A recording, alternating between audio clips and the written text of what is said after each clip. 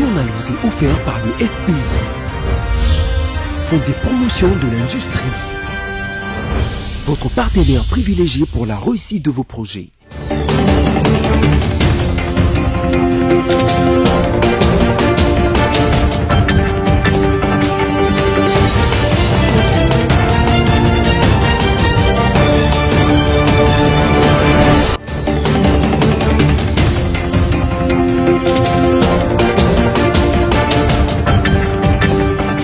Bienvenue mesdames, messieurs à cette grande édition d'information sur BC Télévision dont voici les titres. L'UNESCO apporte son soutien indéfectible à la gratuité de l'éducation de base en République démocratique du Congo. La pluie qui s'est abattue ce vendredi à Kinshasa a dévoilé toute la problématique de la salubrité publique et des curages des caniveaux. Aucune victime lors de l'incendie déclaré dans les locaux du centre hospitalier Fidji dans la commune de Ngiringiri à Kinshasa. Bienvenue si vous nous rejoignez. Le président de la République, Félix-Antoine Tshisekedi Tshilombo, a reçu en audience le jeudi la directrice générale de l'UNESCO, Audrey Azoulay, qui est venue réitérer le soutien de cet organisme de l'ONU à la gratuité de l'éducation des bases que prône Félix Tshisekedi. Merveille Bava Bebaye nous en dit plus. La directrice générale de l'UNESCO a dit avoir choisi d'effectuer sa toute première visite officielle en République démocratique du Congo durant cette période de la rentrée des classes, intervenant après la fermeture des écoles à travers le monde à cause de la pandémie de coronavirus. L'UNESCO salue la réforme des gratuités de l'éducation de base initiée par le chef de l'État Félix-Antoine Tshisekedi Tshilombo. J'ai tenu à exprimer au président notre soutien et notre volonté de l'accompagner dans cette réforme, a déclaré la directrice générale Audrey Azoulay au sortir de cette entrevue. La RDC a entrepris, sous l'impulsion du président, une réforme très ambitieuse pour la gratuité de l'enseignement primaire. Et c'est le sujet dont nous avons parlé principalement avec le président, pour voir comment nous pouvons continuer de soutenir, d'accompagner, aux côtés de tous les partenaires de l'éducation dans le monde, cette réforme qui permet un plus grand taux de scolarisation, qui permet aux familles d'envoyer leurs enfants sans avoir de choix déchirants à faire du point de vue économique, mais qui nécessite aussi des moyens, des investissements renouvelés pour les infrastructures, pour la formation des enseignants, pour la planification de cette réforme majeure. Et je voulais dire au président notre soutien et notre volonté de l'accompagner sur certains de ces éléments. L'éducation, vous savez, c'est un droit, le droit à l'éducation, et je crois que c'est la clé à moyen et long terme du développement d'un pays. Il n'y a pas de développement, il n'y a pas de paix sans éducation. Donc c'est une réforme qui est à la fois très bienvenue, très ambitieuse aussi, et qui nécessite beaucoup d'investissements, l'investissement de toute la société, l'investissement de la nation, l'investissement des budgets de la nation, mais aussi l'accompagnement des partenaires internationaux tels que la Banque mondiale, l'UNESCO, l'ensemble du système des Nations Unies. L'éducation des filles fait partie de mes priorités, a renchéri la directrice générale de l'UNESCO qui a visité à Kinshasa le lycée des jeunes filles de Kabambare. Le ministre d'État en charge de l'enseignement primaire, secondaire et technique, Willy Bakonga, et le vice-ministre de l'EPST, Didier Boudimbu, ont accompagné la directrice générale de l'UNESCO auprès du chef de l'État. Restons à la présidence de la République pour parler cette fois-ci de cette audience que le chef de l'État a également accordée à la représentante permanente des États-Unis d'Amérique à l'Union africaine, Jessica Lapen. De quoi les deux personnalités ont-elles parlé? Toujours Merveille Bava Bebaye avec les détails. Les États-Unis d'Amérique ont une mission permanente à l'Union africaine à Addis Abeba, en Éthiopie, dirigée par l'ambassadeur Jessica Lapen. Accompagnée de l'ambassadeur Mike Hammer, la représentante permanente des États-Unis est venue rencontrer le chef de l'État Félix-Antoine Tshisekedi Tshilombo en sa qualité de futur président de l'Union africaine. Les questions relatives notamment au genre, à la lutte contre la corruption ont été évoqués au cours de leurs échanges.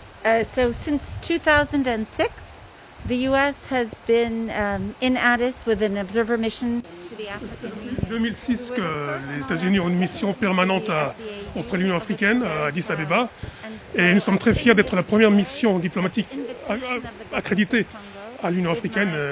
Je suis venu ici principalement pour écouter et entendre que le président de la République a à dire concernant sa vision en tant que futur président de l'Union africaine.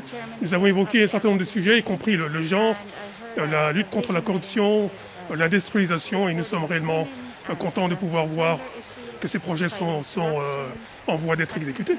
Je suis vraiment ravie d'avoir eu cette réunion, mais aussi je fais la connaissance de les organisations de la société civile, les femmes congolaises, et je veux entendre de tous les quartiers qu'est-ce qu'ils pensent. Donc je fais ça aussi. Reçu le jeudi par le Premier ministre Sylvestre Ilunkamba, la délégation de l'entreprise biélorusse Avtrade MCC envisage d'investir en République démocratique du Congo dans l'agriculture, les mines, le transport et la défense. Suivez. The subject of our meeting today was the discussion about the win-win cooperation between the Republic of Belarus and Democratic Republic of Congo. Donc on est venu voir le Premier ministre aujourd'hui pour parler de cet échange de situation gagnant-gagnant entre la République de Bélarus et la République démocratique du Congo. In our country we have very beautiful solutions for agriculture, mining, transportation and other areas of cooperation. Dans notre pays, on a beaucoup de solutions par rapport à différents secteurs, par exemple dans le secteur minier, dans l'agriculture, dans la collection et le processing des déchets, par exemple, dans la défense et dans plusieurs autres secteurs. So, together with the support of our Development Bank of Belarus and TDB Bank, African Trade and Development Bank, together we propose very beautiful and comprehensive solution from Belarusian government to the government of DRC. Avec l'aide et l'assistance de la Banque de développement de Bélarus et la Trade and Development Bank de Nairobi, TDB en sigle, nous proposons des solutions rapides et productives qui savent de changement, de développement pour nos partenaires qui justement sont plusieurs pays africains, si je devais ajouter, où nous sommes déjà, et c'est pourquoi on est ici aujourd'hui pour le Congo. So it's a win-win cooperation, including transfer of technologies, knowledges, and of course financial support. C'est vraiment un partenariat gagnant-gagnant dans le sens où on ramène et on fait un transfert de connaissances, de technologies, et aussi on sait ramener les fonds qui savent faire que nos projets soient une réalité. Yeah, I believe we had very beautiful and fruitful discussion, and I am absolutely confident that we will have win-win partnership in the nearest future. Ce sont des discussions qui sont promettantes et on ne peut que souhaiter un progrès ou des avancements positifs par rapport à nos échanges justement. On a un cahier de charge et on va voir comment on sait justement ramener nos experts, notre expertise vers le Congo par rapport à différents secteurs, comme il a dit tout à l'heure, minier, l'agriculture et le transport par exemple. Dans un autre registre à présent, après avoir observé la bonne volonté du gouvernement d'avancer dans les dossiers de la paie des professeurs, l'association des professeurs de l'université de Kinshasa, APUKIN en sigle, a levé sa grève entamée il y a quelques mois. Cette structure l'a annoncé le jeudi 15 octobre dans un communiqué de presse.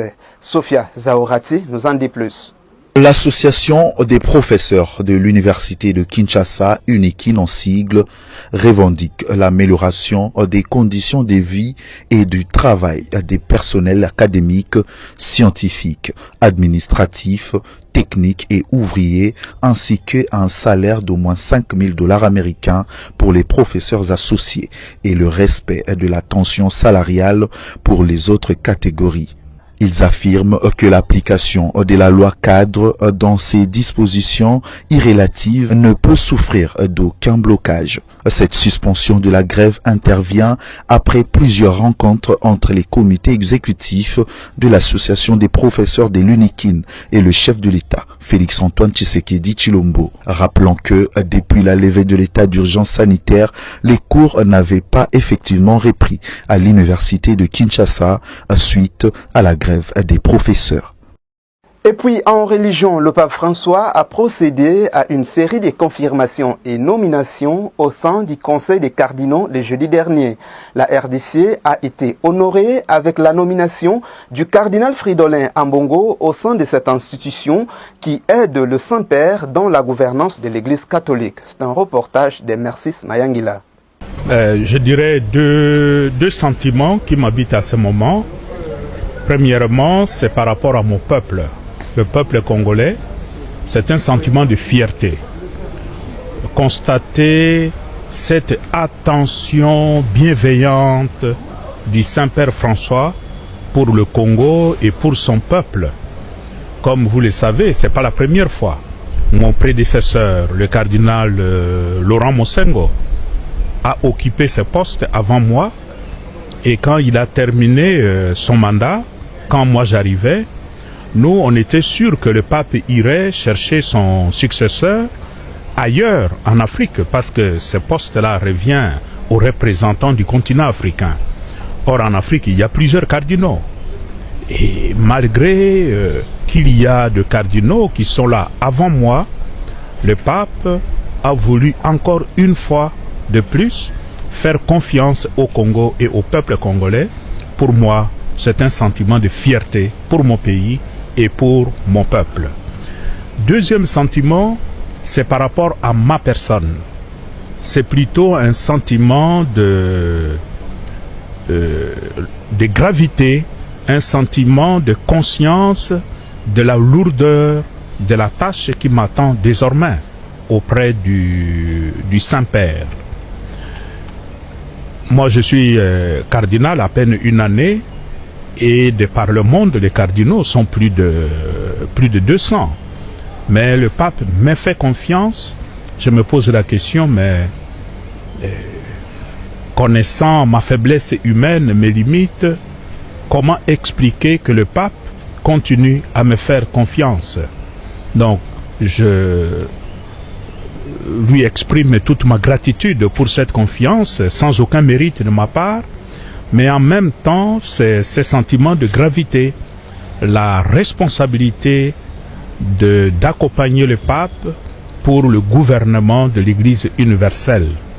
Je ne peux que me confier à la prière de tous les fidèles pour qu'ils continuent à me porter, pour que je sois toujours à la hauteur de cette confiance que le Seigneur Dieu lui-même place en moi, à travers son serviteur, le pape François. Bon, premièrement, je suis archevêque de Kinshasa, et ça, ce n'est pas incompatible avec la charge qui m'est confiée désormais. Parmi les 9, il y en a qui sont au Saint-Siège, mais d'autres viennent aussi des sièges métropolitains comme moi. Et la charge de vice-président, vous savez, il y a 4 ans, quand j'ai été élu vice-président de la SENCO, moi j'étais évêque de Bukungu-Ikela. Entre-temps, beaucoup de choses ont évolué jusqu'aujourd'hui. Il est clair que la fonction de vice-président de la SENCO n'est plus compatible avec ce que je suis devenu aujourd'hui. Donc je ne peux plus continuer à faire le vice-président de la SENCO pour plusieurs raisons. Mais premièrement, c'est la prière. Comme les catholiques congolais ont toujours prié pour moi, et même au-delà des catholiques, je sais que beaucoup de personnes prient pour moi. je continue à les remercier, à leur demander de ne pas se fatiguer, de prier pour moi, mais en même temps que ce peuple ne renonce pas à cette fierté légitime de constater cette confiance permanente du pape François en lui et en son pays. Comme annoncé au titre, un incendie a été déclaré au centre hospitalier dénommé Fiji le jeudi 15 octobre dans la commune de Ngiringiri à Kinshasa. Aucune victime par ailleurs, sauf quelques dégâts matériels. Narcisse Mayangila et Orly Kaz ont été présents pour les comptes de BC Télévision. Les images diffusées sur les réseaux sociaux montrent les flammes impressionnantes en train de ravager les bâtiments de l'hôpital Fiji, dont la commune d'Ngiringiri.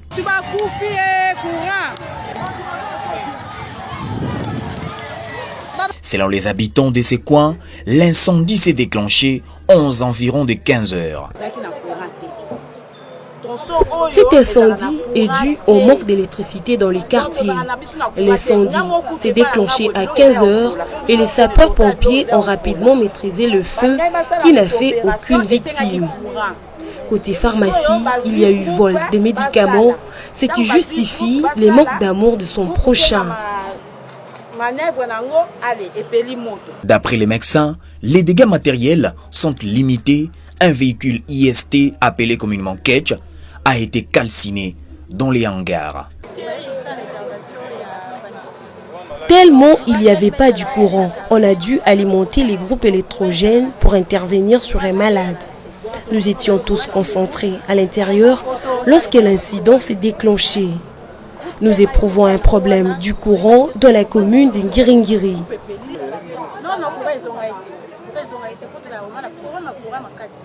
La cause, c'est la mauvaise installation du groupe électrogène qui est à la base de cet incendie. Ensuite, le feu s'est propagé au hangar à côté du bâtiment abritant les malades et les personnels soignants. Et puis, 2 personnes ont été tuées lors d'une nouvelle confrontation entre les miliciens Codeco et les forces armées de la République démocratique du Congo dans les territoires de Djougou, dans la province de l'Ituri. Espérance Louvounou pour les détails. 2 personnes ont été tuées dans un assaut lancé contre les forces armées de la République démocratique du Congo par les miliciens Codeco à Liko dans le territoire de Djougou en Ituri. Il s'agit d'un militaire et d'un civil abattus par les mêmes présumés miliciens Codeco à Chichi. Il convient de signaler que depuis plus de 10 ans, la milice Codeco a multiplié les attaques contre la population civile, particulièrement ces 3 dernières années. À en croire Jean Bamanissa, gouverneur de la province de l'Ituri, les actes commis par ces miliciens ne resteront pas impunis. En province toujours, notamment au Sud Kivu, plus de 14 personnes ont perdu la vie depuis le mois de septembre dernier des suites de l'épidémie de choléra qui a fait rage dans 4 zones de santé selon les bulletins des ripostes contre cette maladie. Christelle Genda nous revient avec les détails. 14 décès ont été signalés dans 4 zones de santé avec en tête la zone de santé de l'Emera dans le territoire d'Ouvira qui a elle seule enregistré 11 décès sur 39 cas confirmés. Katana dans le territoire des Cabarets, 3 décès sur 13 cas. Minara dans le territoire des Kaélé, 46 cas. Et enfin la zone de santé des Fizi qui a enregistré 10 cas. Cosmos Koussimwa Bichicha, qui livre cette information, renseigne qu'à l'heure actuelle, la situation est presque maîtrisée dans ces 4 zones fortement touchées par cette maladie dite de mains sales et des périls fécales. Il précise également que c'est grâce à l'intervention des équipes de traitement et de l'aménagement des infrastructures sanitaires que cette maladie est maîtrisée. Cette situation est sous contrôle grâce aux actions entreprises par le gouvernement provincial dans la lutte contre le choléra. Signalons que les zones de santé touchées ont dans leur majorité un problème d'accès à l'eau potable. C'est ce qui est à la base même des résurgences de cette maladie. Revenons cette fois-ci sur Kinshasa pour parler de la pluie qui s'est abattue ce vendredi à partir de 3 heures du matin. Il a été dévoilé toute la problématique de la salubrité publique, de curage des caniveaux, mais aussi d'entretien de la voirie urbaine. Les détails avec Sami Bossongo. Rouler ou longer les rues et routes de la capitale Kinshasa après la pluie n'est jamais un moment de plaisir. Les Kinois payent cash leurs mauvaises politiques, leurs faiblesses en fait des salubrités publiques ainsi que d'entretien de routes et caniveaux après chaque averse. La pluie diluvienne tombée sur Kinshasa à partir des 3 heures du matin ce vendredi 16 octobre après la saison sèche est venue interpeller non seulement les Kinois lambda mais aussi les autorités communales, municipales et nationales sur la nécessité et l'urgence d'une salubrité publique de bonne loi et des actions de curage valables des caniveaux et d'entretien de la voirie urbaine. Du sable qui traîne habituellement sous le voie emprisonne des eaux qui créent comme des flaques d'eau et de la boue sous le macadam. Les déchets et ordures charriés par les eaux hors des caniveaux barbouillent les voies. Piétons, motards et chauffeurs sur certains tronçons se disputent les bons passages. 2 heures après la pluie, on peut voir sur la chaussée des contours des eaux arrivées là au plus fort de la pluie et des immondices éparses qui n'ont pu être emportés par le retrait des eaux. Tous ces tableaux de la honte montrent qu'à Kinshasa, ce n'est jamais le beau temps après la pluie. Avant que le pire n'arrive avec les ondées qui éprouveront la capitale, si rien ne fait, il est de la responsabilité des uns et des autres, chacun dans la mesure de ses moyens et attributions, de mener des actions dans le sens de la salubrité publique, de curage digne des caniveaux et d'entretien de la voirie. Cela importe d'autant plus que les images crève-cœur des laideurs épanouies et de puanteurs perceptibles que renvoie Kinshasa après les grandes pluies attestent de la négligence, du manque d'essence de salubrité environnementale et de l'irresponsabilité des Kinois, peuple comme dirigeants. Toujours en santé, parle cette fois-ci de la campagne médicale gratuite après Goma dans les Nord Kivu. Marie-Olive Lembe Kabila et l'initiative Plus OLK ont mis le cap sur Bukavu pour poursuivre cette mission humanitaire. Stella Hachema pour les détails. Du jamais vu, un accueil qui débute sur le lac Kivu. Le bateau transportant Marie-Olive Lembe Kabila est, comme on le voit à travers ces images, escorté par des sympathisants qui n'ont pas attendu qu'il n'accoste, tellement la joie est en son comble. En provenance de Goma, dans le Nord Kivu, elle s'y est rendue pour des actions humanitaires. Cette étape de Bukavu, dans le Sud Kivu, augure une ambiance particulière, tellement l'accueil est inédit. Une fois le pied posé à terre, Marie-Olive Lembe Kabila communie avec cette population. Chacun veut la voir, la toucher. Comment cela en serait-il autrement? La présidente de l'ASBEL Initiative Plus jouit d'une réputation démentielle du fait de ses nombreuses actions philanthropiques.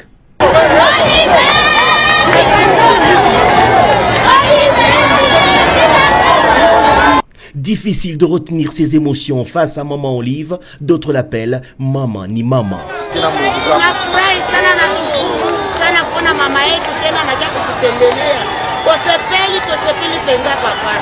Donc c'est une maman de cœur, c'est une maman qui ne regarde pas l'âge, c'est une maman qui ne regarde pas la tribu, c'est une maman qui reçoit tout le monde. Voilà pourquoi est-ce que nous sommes très heureux de pouvoir la recevoir chez nous. L'arrivée de Marie-Olive Lembe Kabila dans la province du Sud Kivu entre dans le cadre de ses actions humanitaires. La bienfaitrice infatigable se rendra notamment à Kamituga assister les victimes des éboulements de terre sur les sites miniers qui ont fait plus de 50 morts.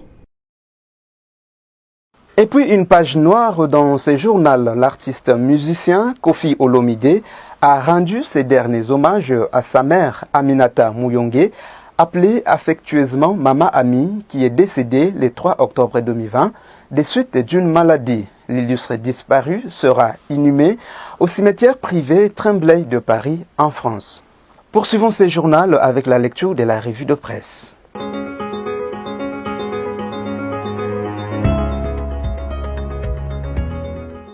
L'actualité se poursuit avec la revue de presse, mesdames et messieurs, ouvrant avec actualité.c2 qui note le dossier sur le présumé détournement d'environ 3 millions de dollars américains au CNSA transmis à la police judiciaire pour enquête préliminaire.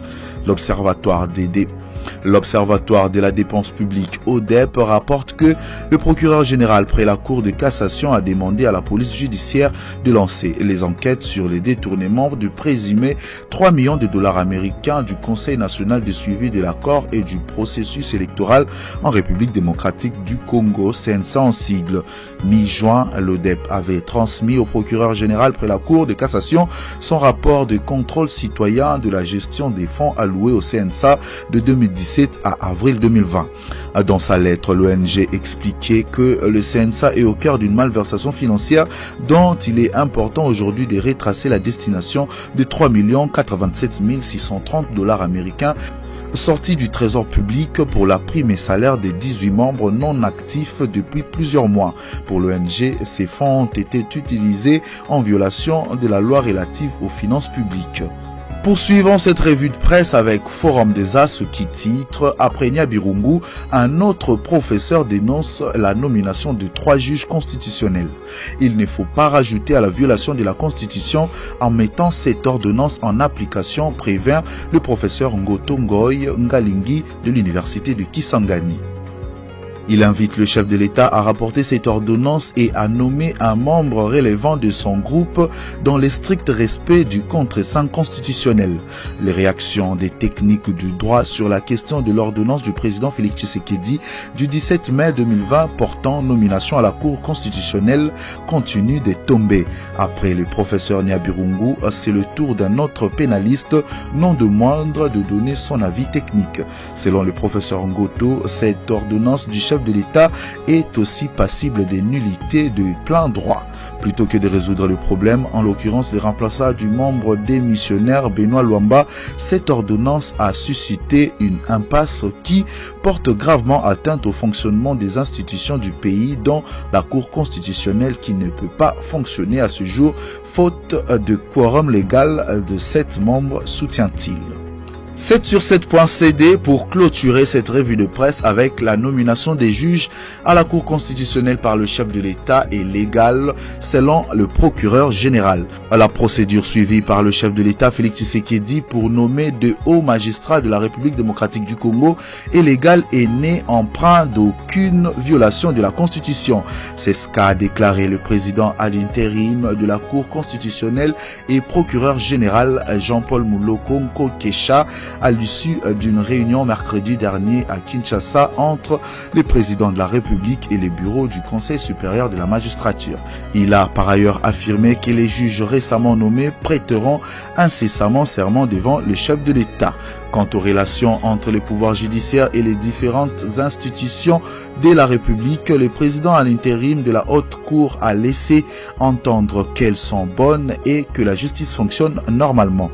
Le procureur Muloko a par la même occasion assuré que la rentrée judiciaire prévue ce jeudi 15 octobre 2020 aura bel et bien parce que toutes les modalités pratiques quant à ceux ont déjà été prises. Pour rappel, c'est au mois de juillet dernier que le chef de l'État a procédé à une nouvelle mise en place au sein de l'appareil judiciaire congolais.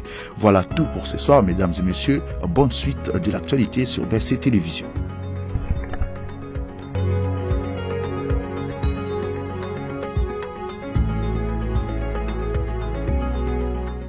Ici s'achève ce journal, mais avant de nous séparer, en voici les rappels de titres. L'UNESCO apporte son soutien indéfectible à la gratuité de l'éducation de base en République démocratique du Congo. La pluie qui s'est abattue ce vendredi à Kinshasa a dévoilé toute la problématique de la salubrité publique et des curages des caniveaux. Aucune victime lors de l'incendie déclaré dans les locaux du centre hospitalier Fidji dans la commune d'Ngiringiri à Kinshasa. Fin complète de cette édition d'information et bon week-end en compagnie de BC Télévision.